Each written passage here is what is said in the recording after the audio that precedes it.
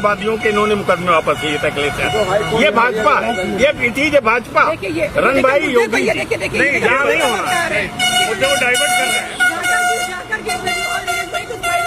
Dance कर रहे हैं वहाँ पे, धाकड़ का वीडियो आ रहा है। धाकड़ वॉट प्लेइंग 8 एक्सप्रेस में दिल्ली टू मुंबई।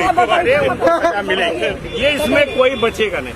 वो पार्टी निकाले जाएंगे, जो भी लीगल उनको नोटिस, लेकिन इनके यहाँ तो अरे भाई बोर्ड लगा था कि जानवरों से सांडों से सावधान रहो, वहाँ धाकड़ आ गए, धाकड़ से सावधान रहो। सजा होगी उनको भैया अगर वो ऐसा किया होगा। जानवर सावधान नहीं, अब धाकड़ों से सावधान रहो, लिखा है सांडों से सावधान रहो, धाकड़ों से सावधान रहो। और एक्सप्रेस वे पे चलने वाली अब हर गाड़ी खड़ी रहेगी तो धाकड़े नजर आएंगे हम लोग। और जिसने वीडियो रिलीज की वहाँ के कर्मचारियों को हटा दिया जाता, क्योंकि उन्होंने वीडियो रिलीज कर दिया उनके।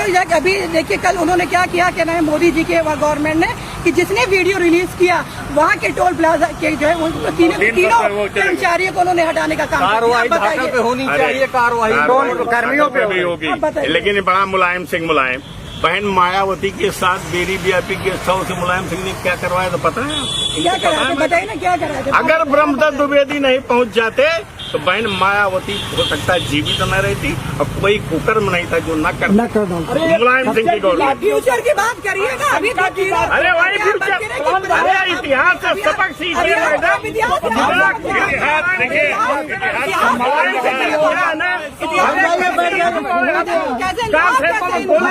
आप कैसे करने वाली हो, आप बताइए ना, आप कैसे मायावती से किया था क्या कि नहीं? मायावती किया था कि नहीं? बोला कि हाँ किया था, कुछ नहीं। मैं क्षमा मानते हैं जो मुलायम सिंह ने कराया था और हमारी पार्टी ने उनको बचाया था। अगर ब्रह्मदत्त द्विवेदी नहीं होते तो आज इनकी बहन मायावती नहीं होती। राम राम जपना अरे बोला बोलते क्यों नहीं? क्रेडिट लिए बुरी तरह हार गए। अरे इसके बाद आगे बहन के साथ मुलायम सिंह ने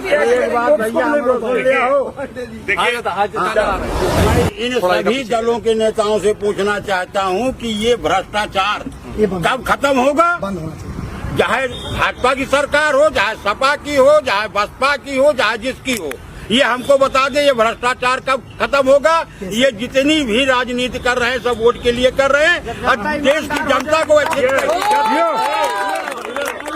आपका जवाब मैं दे रहा हूँ। जब आप 500 रुपया दारू मुर्गा लेना बंद कर दोगे उसी दिन से भ्रष्टाचार खत्म हो जाएगा। 500 रुपया यहाँ ठेकेदारी आप बंद कर दोगे भ्रष्टाचार खत्म हो जाएगा।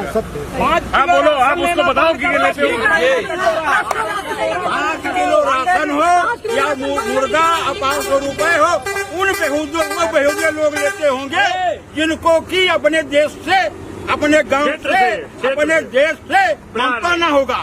हम दावे के साथ कह सकता हूँ यहाँ का विधायक, यहाँ का एमपी, हमारे ग्राम का ग्राम प्रधान अगर ये चाय पिलाया हो तो इस मोटों को बनवा दूंगा। ये नहीं आपकी मौत की जो है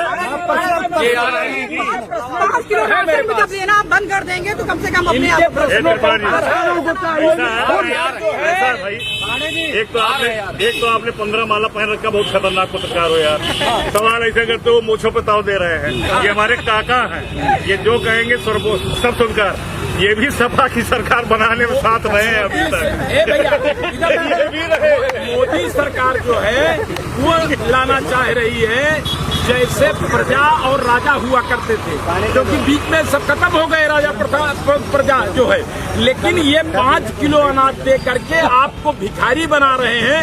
अब आप जब तक भीख लेते रहेंगे तब तक जो है वो दिमाग में मानसिकता को बैठा रहे हैं। 3 महीने के लिए आया, 2 महीने कोरोना के लिए, फिर जो है कंटिन्यू हो गया। ये जान रहे हैं कि वही 5 किलो अनाज दे करके भारत की जनता सुप्रीम कोर्ट कह चुकी है कि उससे जो है ना सुप्रीम कोर्ट ने डायरेक्शन दिया है। हमारे राहुल जी कहते हैं ना ये गब्बर टैक्स है, वो गब्बर टैक्स ले रहे हैं। बिस्कुट पे, चाय पे, नमकीन पे, जो है इस कपड़े पर, उस कपड़े पर, कफन पर, सब पर गब्बर टैक्स लग रहा है। जनता को पता नहीं, कान करते आपसे पैसा वसूल रहे हैं। और जो है कुल मिलाकर के जब आप ये बंद कर देंगे भीख लेना, कभी जाकर के बात करेंगे नहीं राजा प्रताप। ये जरा ये अभी 5 किलो पे इनको बड़ी तकलीफ है। अच्छा, ये कोटा परमिट किसने शुरू किया, तो जरा बताएंगे छोटा जी हमारा। वो सब के लिए नहीं शुरू था, उन गरीबों के लिए था। आज जो है आज गरीबों के लिए नहीं है, आज जो है वो सबके लिए हो गया है। 90% लोग जो है वो लाल लोग कहाँ सो रहे हो, क्यों नहीं जांच फ्री का कराते हो? राशन क्यों दे रहे हो? एक मिनट आप नेता लोग कहाँ सो रहे हो, क्यों नहीं जांच कराते हो? जिस भी ग्राम सभा में ये बड़े लोग ले रहे हैं उनको बंद कराइए, बंद कराइए। इसकी जांच कराए, सब हम फ्री राशन कभी नहीं दिए। हम ये अरे रुक जाइए ना, आप रुक तो जाइए। हमने फ्री कभी नहीं दिया, हमने फ्री कांग्रेस की योजना है। आप सुने, ये जनता सुने, ये हमारे बैठे हुए समस्त भाई लोग सुने, विपक्ष हमारा बैठा हुआ है, चौहान साहब बैठे, ये भी सुने, पहुंचाए। योजना मेरी इन्होंने छीन लिया। हम पैसा लेते थे, चाहे 2 रुपए किलो देते थे, लेकिन मुफ्त नहीं देते थे। सुन लीजिए अभी यहाँ से जवाब होगा तो जवाब सुनिए। हमने मुफ्त नहीं कभी दिया, हम 2 रुपए ले करके गरीबों को। एक सेकंड, हाँ, यहाँ ये जितने बैठे हुए हैं ये इतने क्वालिफाइड हैं, ये आप 4 लोगों को ये समझ रहे हैं कि बस ऐसे ही चल रहा है। कहीं से पूछ लीजिए, देश विदेश ये जितने बैठे हुए हैं ये, तो आप कुछ भी पूछो, लेकिन थोड़ा सा तो पॉइंट आइए जिस पे डिबेट तो हमने जो है 2 रुपया ले करके 5 रुपया ले करके किलो पीछे हमने राशन दिया गरीबों को। लेकिन ये रेवड़ी मुफ्त की जो है सुप्रीम कोर्ट ने, हाई कोर्ट ने इसको संज्ञान में लिया और इसको बंद किया। लेकिन अभी तक वो बंद नहीं हुआ, कोरोना से चल रहा है। ये 2 इलेक्शन करा लिए, तीसरा इलेक्शन 27 में आ रहा है विधानसभा वाला, उसका भी लाभ लेना चाहते हैं। ये बताइए मुफ्त की रेवड़ी कब तक बांटते रहोगे, क्यों गरीब जनता को झूठा बना रहे हो, टैक्स उसके खिलाफ ले रहे हो। मनमोहन सिंह की सरकार एक कांग्रेसी जरा पढ़ते लिखते कम, मैं इनको जवाब दे रहा हूँ। कालाहांडी उड़ीसा में सैकड़ों लोग भूखों मर गए। भैया आप जानते हैं, सुनिए, सैकड़ों लोग कालाहांडी उड़ीसा के गांव में मर गए भूख की वजह से, सरकार उनको खाना नहीं दे पाई। वो मामला सुप्रीम कोर्ट पहुंचा, जो खबर पहुंची कि सैकड़ों लोग भूख की वजह से मर गए। तो उन्होंने पीएम को आदेश किया सुप्रीम कोर्ट ने कि जो गोदामों में सड़ रहा है गेहूं चावल, जो आप ये शराब व्यापारियों को सड़ा के गला के बेचते हो रद्दी के भाव में, वो क्यों नहीं बांट देते कि लोग न मरे? आप क्यों न मरे? तो मनमोहन सिंह ने जानते हैं क्या जवाब दिया कि हमारे संसाधन नहीं, हम कैसे बांटते। वही काम जब कोरोना लगा, जब पूरे देश में लॉकडाउन हो गया, तो देखिए ये तो संपन्न आदमी, इनको भारत सरकार पेंशन भी देती है, यहाँ सब विभाग लोग बैठे। लेकिन हमारे गांव में आज भी 70-80% अगर मजदूरी नहीं करेंगे रात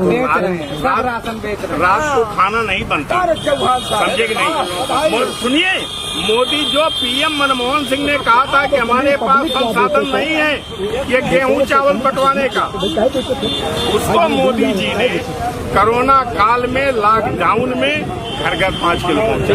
अब वो जारी है।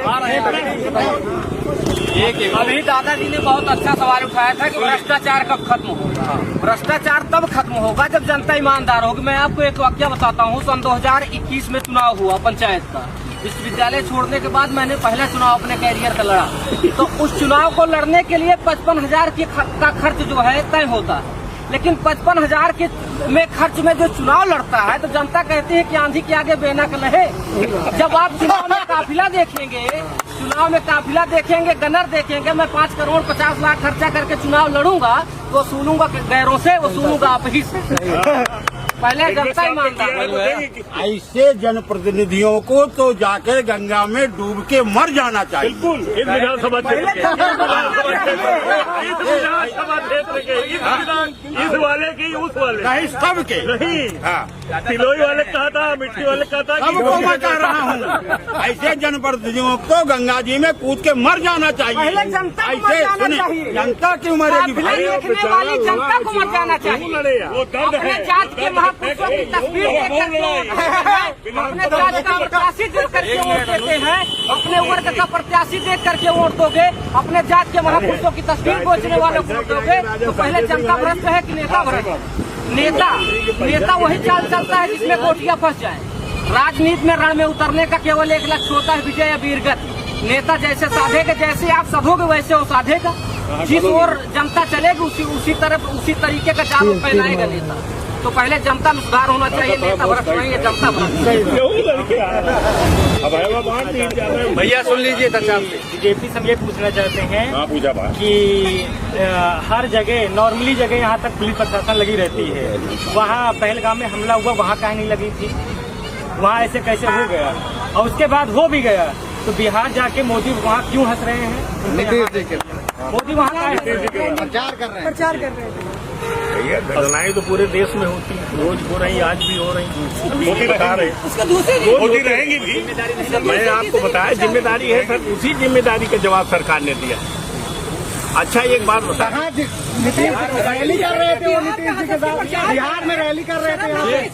सैनिक हमारे जो शहीद हुए थे 29 लोग, वहाँ जाने की बजाय वो नीतीश कुमार के साथ कुर्सी पर बैठकर चुनावी रैली कर रहे थे और मुस्कुरा रहे थे। क्या आप चाहते हैं कि आपका प्रधानमंत्री रोता रहे? मैं एग्जाम्पल आपको बता दूं, आपका एग्जाम्पल सुनिए, नाले ले लीजिए बेटा, बड़े अच्छे आदमी जमात आप। अरे पत्रकार भी, जिस दिन 9/11 हुआ, 9/11 कहाँ हुआ बताइए?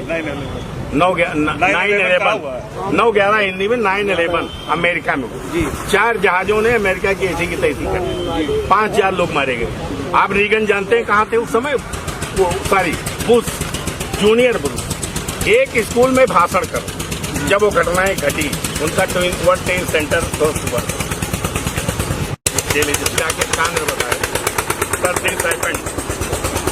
कोई फर्क नहीं पड़ा राष्ट्रपति पर। वो बच्चों के साथ पूरा 1 घंटा बिताए, खेले कूदे, मजाक किए, उनके साथ खाना भी खाए, और उसके बाद क्या जानते हैं उसे सब रोने लगते अगर जॉर्ज बुश। नहीं, चुनावी में नहीं जाना था, बाकी चुनावी रैली कहाँ चुनाव है? चुनावी रैली में कहाँ चुनाव है? कहाँ चुनाव है? अरे चुनाव कहाँ? चुनाव कहाँ? चुनाव हो जाता है। उनका दुबई में 3 दिन का दिवसीय दौरा था, एक ही दिन बीते तो उसके बाद सीधा चले आते दिल्ली। दुबई में अपना 2 दिन का कार्यक्रम कैंसिल कर दिए थे, उसके बाद बिहार चले, तब बिहार चले गए थे।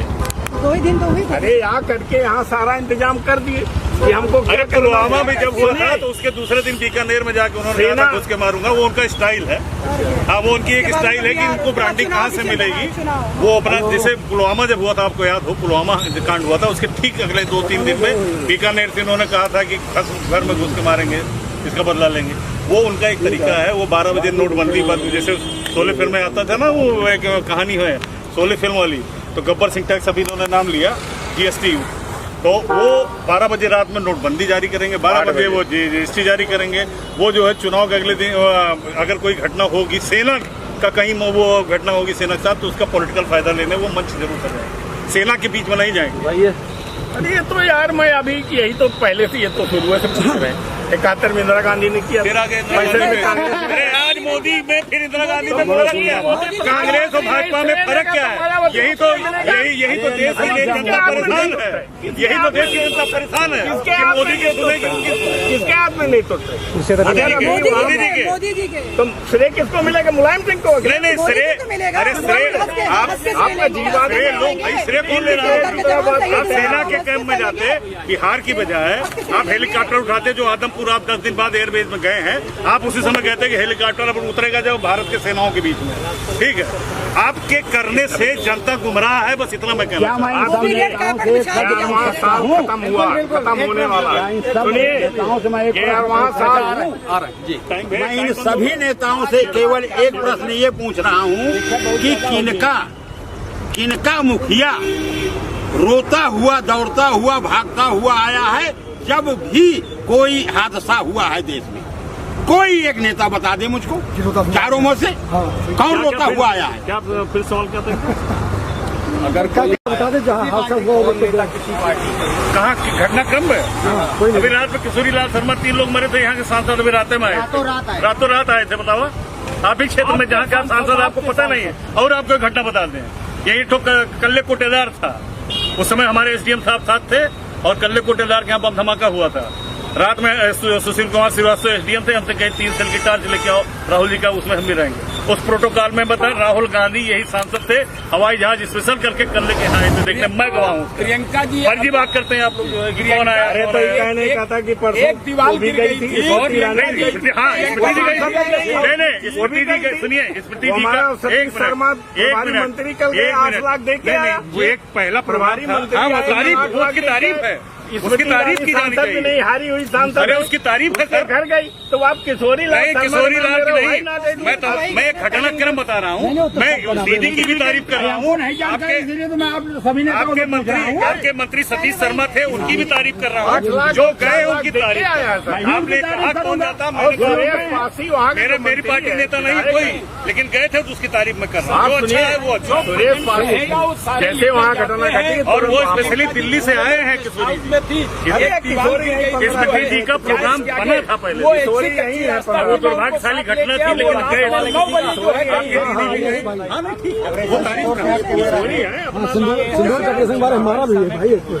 चुनावी समय हमला क्यों होता है? सारी घटना चुनाव में ही सर क्यों हो रही है? कौन सा चुनाव चुनाव 4 साल है चुनाव। अरे बिहार का चुनाव है। अच्छा, बिहार के लिए घटना का अच्छा, एक माने स्टेट वाइज बिहार का चुनाव बीजेपी हार जाएगी, आप जान लीजिए। वो तो हारी। ये हाँ हार जाए, इनके बसपा जीते, इनके बसपा बिहार का चुनाव बीजेपी हार जाएगी। अरे 2-4 सीट जनता में उसका गलत मैसेज गया है, उनके हंसने का।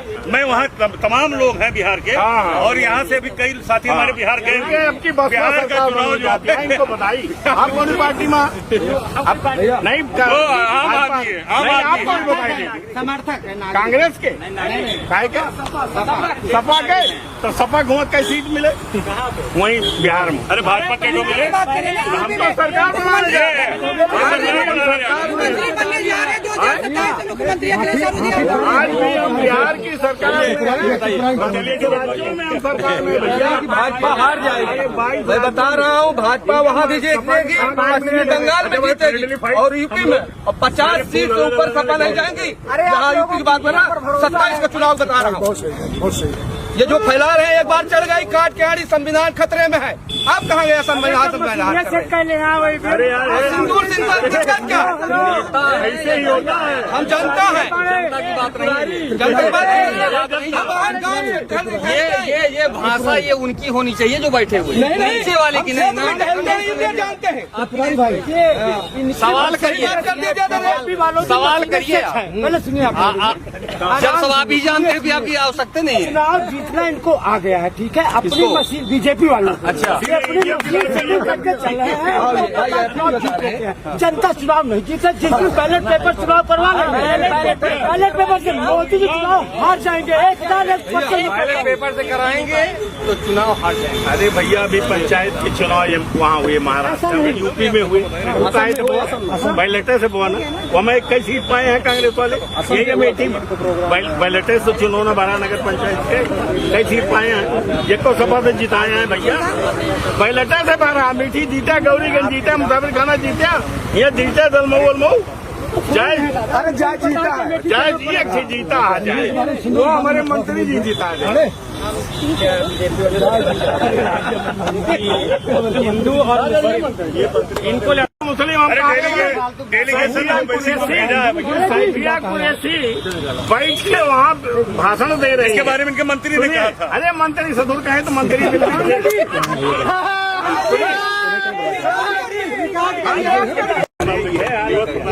आप जो है देखिए, सेना का शौर्य है, इसका जो क्रेडिट है सेना के। बैठ जाइए थोड़ा भाई। सेना के शौर्य पर किसी भी राजनीतिक दल को कोई बहस नहीं करनी चाहिए।